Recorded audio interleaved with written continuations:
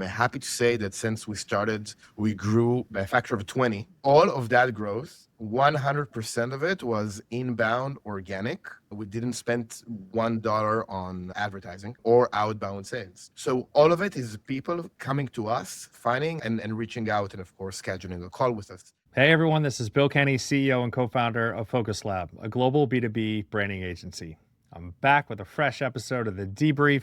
In today's episode, I'm sitting down with Jonathan and Daniela from Sett. What makes this episode special? You all know, if you're in the marketing world or the brand world, there's been this ongoing conversation around marketing and performance marketing, attribution, and brand. How do we measure the actual ROI of brand? Is it measurable? Can you measure it in the short term, or is it more of a long-term effort? Jonathan, intentionally and unintentionally, unpacked the answer to that very clearly in today's discussion. Their brand has been live for just about a year. They went all in on brand. And in the call today, Jonathan explained that they have 20x'd their ARR. You heard that right. 20x purely through brand. That's pretty rewarding. I can't wait for y'all to watch this episode.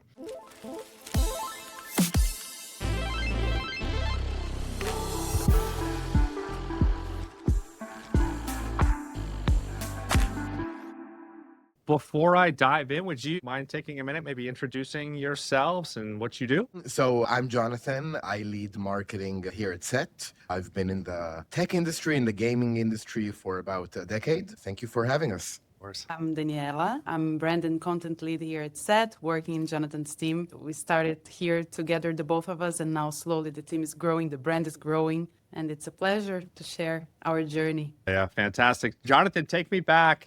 Help me remember. Did you find us in Exit 5? I feel like that's where you and I started. I remember I joined the company and the CEO comes to me after a day and tells me, you have to deliver a full rebrand and a new website in 4 weeks. So after I told him that can't be done, I really looked into Exit 5, and I think it's a great source of actually asking the peers and colleagues, specifically on branding agencies, which is kind of a painful point, I say, for most, because it's very hard to find a good one. But I just asked, and I think that 20 people pointed me in the same direction, which was talk to Bill. I'm happy that it happened that way, right? So let's rewind to the point where you said you came into the company and the CEO said, hey, you have 4 weeks to go figure this out. What was the impetus? What was the driving pain point behind the decision? It obviously took longer than 4 weeks, but what was the catalyst of that proposition from him to you? I think it's in our case, it was pretty straightforward because it was moving away from stealth mode, which the company was in. Before I joined, it was a landing page and a logo in the middle of it. And we were advancing towards closing our Series A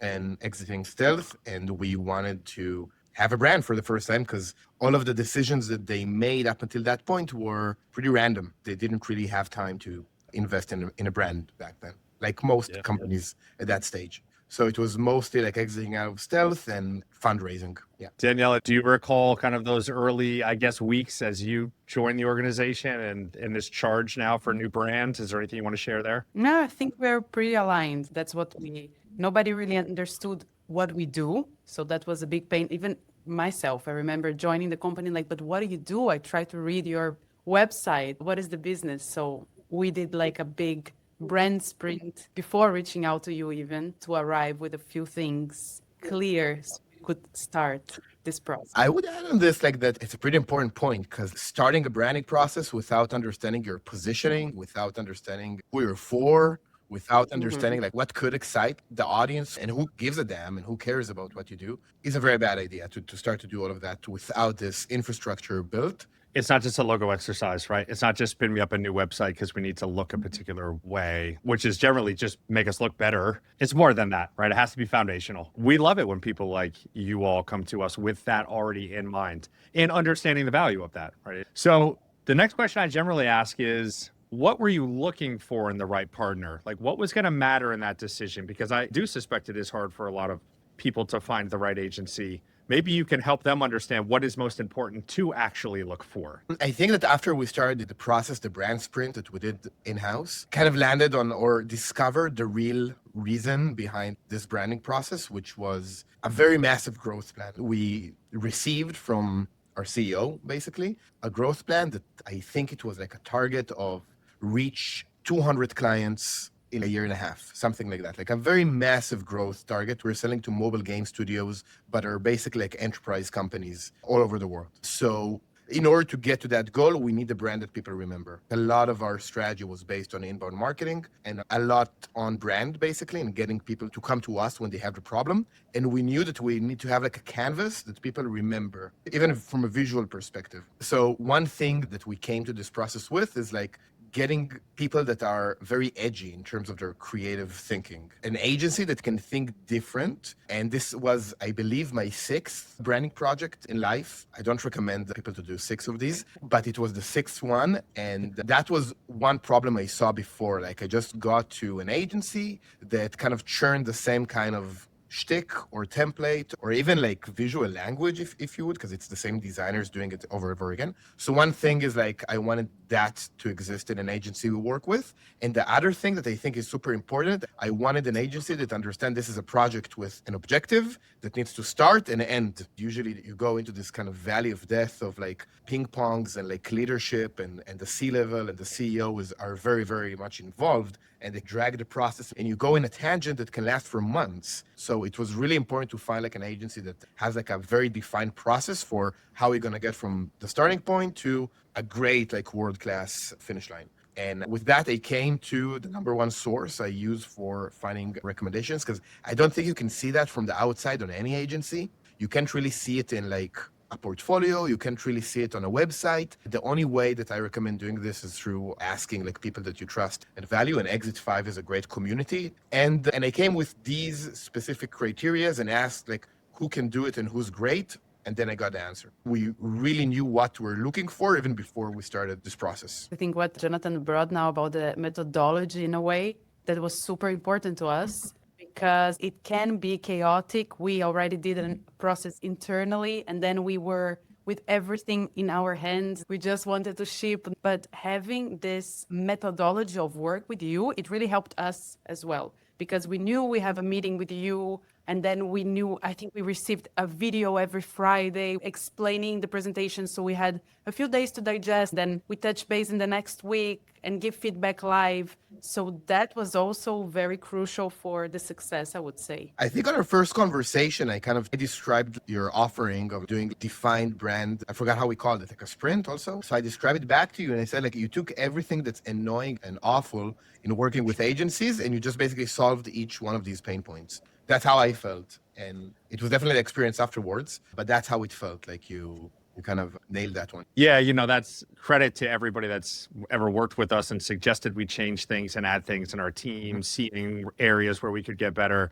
We really did take out the annoying bits and fix them, because that was annoying for us too, right? We've been in business 16 years. So you see where the catches are for both parties and you're trying to address them. And now we have a very process-driven, step by step by step. I would say for the people that don't love a tight process, they hate working with us. It is too rigid for them, right? I disagree. I hate processes. Yeah, And it was right. I'm also with Daniela. Like, I think me and Daniela, both of us we're super creative. We're drifting away in thoughts for big chunks of the day on like creative things and creative ideas. But I think it actually benefits like creativity, like to have like a set process. What your team did forced us to like, all right, you have 3 days to be creative, to think about typography and everything and go nuts, go in those 3 days, but then come with your thoughts after this. We tried to escape this process a few times. Like I remember a few of these iterations, Daniela, maybe you remember it better than me, where we didn't like any of the options, which is also something very common when working with branding agencies. You always kind of like see the first iteration of something. I think in this case, it was about the typography or something else, and you don't like anything. And then everybody starts to panic. Oh my God, did we choose the right agency? What's happening? And Yes. Daniela, do you remember that part? Like, what was it? It was the first one. It was the first like mood board. And we said, okay, out of this 20 slides, we liked one very specific image. So we were a bit hopeless at that moment, but then they took that and went to a different direction that surprised us. I can understand and empathize with our partners. That first moment is very scary. And it is also allowed and common to not be great yet. But that's the point where you're going to tell people, buckle up, put your seatbelt on. We're going to get there, promise. I try to remind people all the time, it's okay if you hate everything in round one. Maybe we don't remind people enough of that because that is a natural reaction. It's also a natural like rut row. And you don't want that to kind of enter the project too early, right? When you're still trying to build relation and trust and find ideas. So kudos to you all for weathering that early moment. All right. So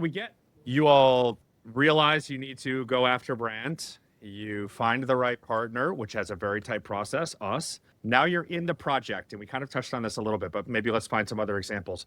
What was the hardest part of the project for each of you independently? And that could be any part of the project, an aspect of it, a deliverable, a process, an opinion. All right. So during the work, we suddenly had like an epiphany that, of course, like we didn't invent anything, we didn't invent the mascot, but we really kind of researched like brands that we love. And Daniela is coming in. She worked in like a lot of large B2C brands like Red Bull. And it's a lot of the inspiration that we took was from B2C. And then we looked at Duolingo, and of course, everybody knows their mascot. Me and Daniela, we had an epiphany of we need this brand to be able to say things that we can't, which Duolingo is doing in a great way. Their mascot has the personality of its own. It can say things that Duolingo don't even take responsibility for. He can roll his eyes. He can also make expressions. He can be grumpy. Yeah, but we kind of understood at this point that in our industry where all the brands have the same shade of blue and everything looks exactly the same, we need to take it up a notch. And we really wanted this mechanism in our brand that we use till this day, like very successfully. And having this mascot do all these crazy things and get like people to emotionally connect with our brand through this cute animal. We have a meerkat that, by the way, we never named up until today. Your designer, Stetson, that did the work on this mascot, named him and it stuck. We had this idea, and then I had a very hard time because I understood that we're in a very risky place because we kind of got into this process. We did a lot of expectation management of what we can do and can't do in this process. I think we did it in 8 or 9 or 10 weeks. 10 weeks it was probably. And a mascot work takes a lot. It takes depends on the visual language that you choose. Maybe you need to hire another agency or like specific animators or specific 3D artists and folks like that. So it was very scary. And it was like, it was a ride. We thought about maybe hiring another partner to do that specific work. But eventually, I think that you guys, and specifically Stetson that worked on this, were super creative in finding a creative solution. And I can't even explain how important this is. A creative solution that we can actually maintain. Because we had a bunch of ideas, right? And you have a mascot. And let's say the mascot, one of the ideas to have it like a 3D animal that's very unique and specific. And you just got back to us again and again. You're not going to hire a 3D artist over and over again to do iteration of these in different poses and different things and kind of challenge us on our decision until like a solution was proposed, which was based on 2D art, but like still with a lot of distinctiveness. You can go to Sett AI and see how distinct this mascot is, but also making sure that me and Daniela, and we're a small team, can maintain it. And we kind of, everything is modular and we create new variations of this mascot over time to use in our LinkedIn, in our marketing, and our content, and on our physical events, even everywhere. Was a very, very nice surprise to see that we were able to solve it, but also that you didn't let us make a mistake, because it was very easy probably to tell us, all right, do this mascot that looks great on a deck, on a brand book, and then we'll be stuck with it, and we'll probably abandon it like pretty fast. You didn't let us do this mistake, which I value a lot. Daniela, I obviously want to hear your thought. I want to add one question here. Was that hard also to sell that internally? Was it you all that decided it was the right idea, but maybe leadership was like, whoa, what is this? I think we were very close to the leadership in this process. The leadership was involved from the beginning. So that really helped us through the end of the process. And they were with us. They bought the idea with us.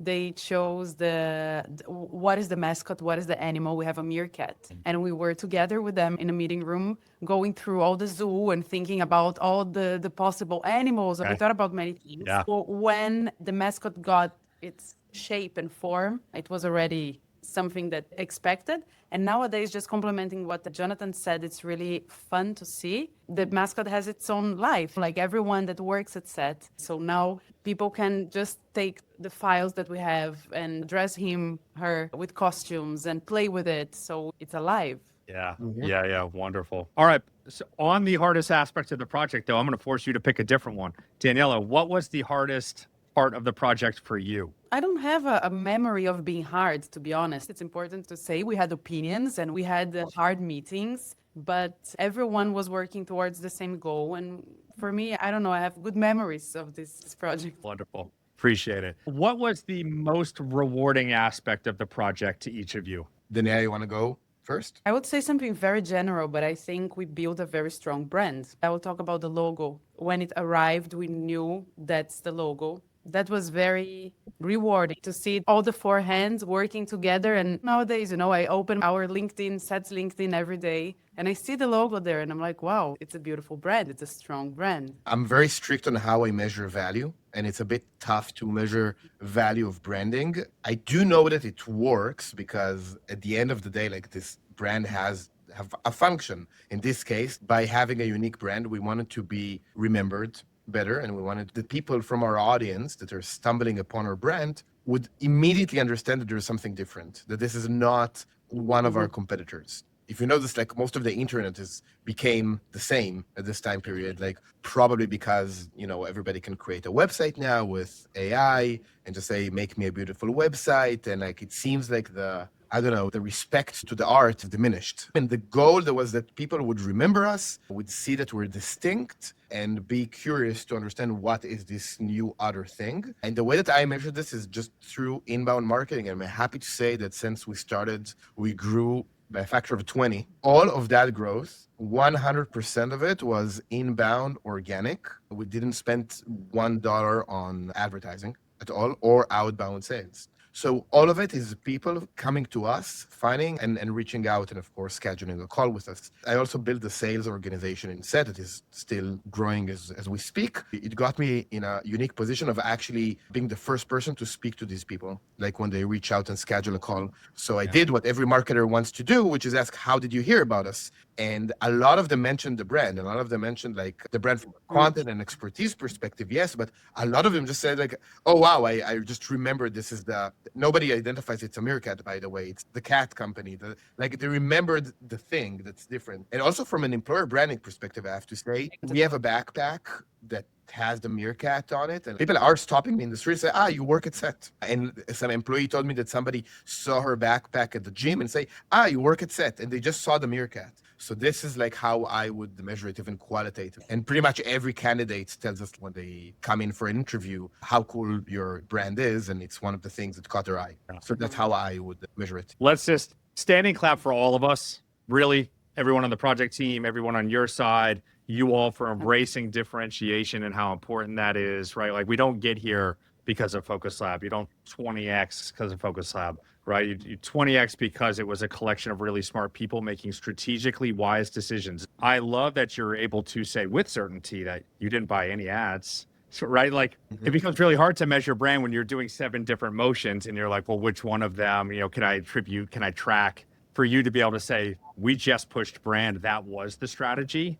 Kudos for believing that much in brand too. I mean, you're like the ideal customer in that way. You're talking about, like we just said it at the top of the show, 8 months, 9 months live. No, it's area growth. The logo on Times Square. I think you saw the picture. Yes. We got. Yes. Yeah. Sorry, was there something else you were going to share before I jumped in with the next? We're just getting started. The plans are already in motion, going to expand to new industries and different products even. And I got to work at a company once that had like a family of products. And this always begs the question, is the brand that you created is it short-lived? And they're obviously going to change because we were a young company pre-Series A or just slightly after Series A back then. But I'm saying that now thinking about like a house of brands or a family of brands or whatever we'll choose, I can see how the foundation that we created with this brand are strong enough so we can build on top of that. And we don't need to like start from scratch because this isn't relevant anymore. Kudos to you all again for also understanding differentiation. You've said that multiple times during the conversation, and that is key to brand, right? You needed something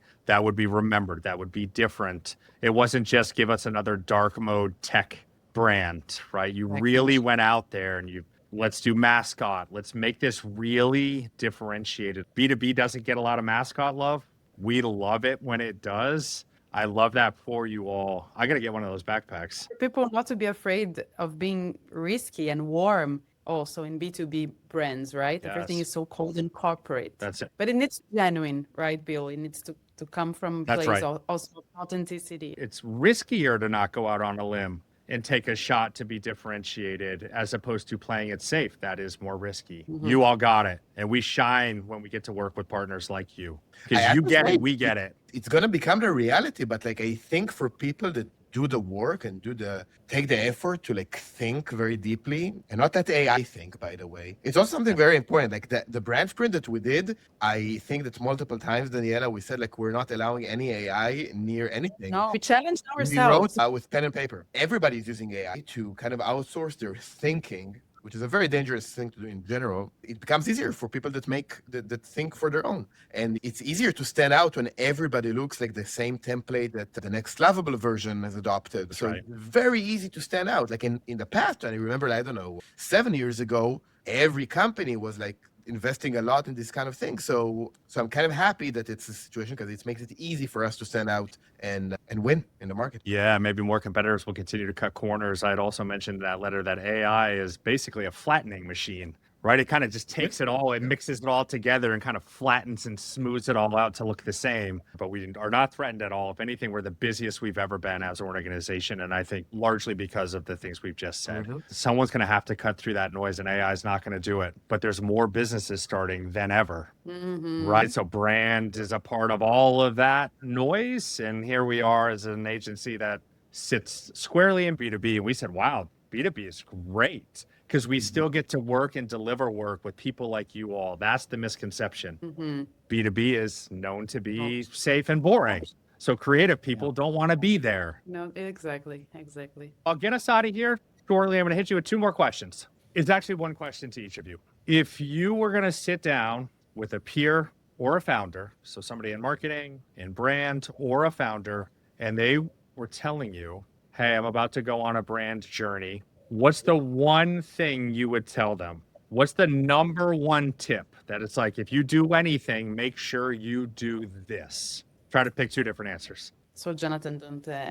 I won't steal it. Yeah. No, I would say that the brand sprint. I think the brand sprint for us internally, it was really, really important. It was also the moment of our brand, the moment that me and Jonathan joined. So I think for everybody to be aligned on the same page of what we are building, why we are building this. We did everything. We did so many methodologies, sat in rooms for many, many hours. It was an intense month before arriving to you. So actually, someone that is looking for an agency to do rebranding talked to me, and I recommended you guys. And I said, like, what do you have?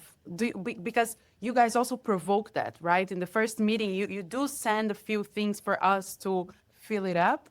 But I would say if you have the people inside and the knowledge, or just go look for the knowledge, you can enrich this process. And I think that was very key. We talked to the CEO, to the CTO, and also to the people who were at Sett before us, because the culture was already there in a way. So the heads of department, what are you doing? How do you see Sett? How do you see us in 5 years from now?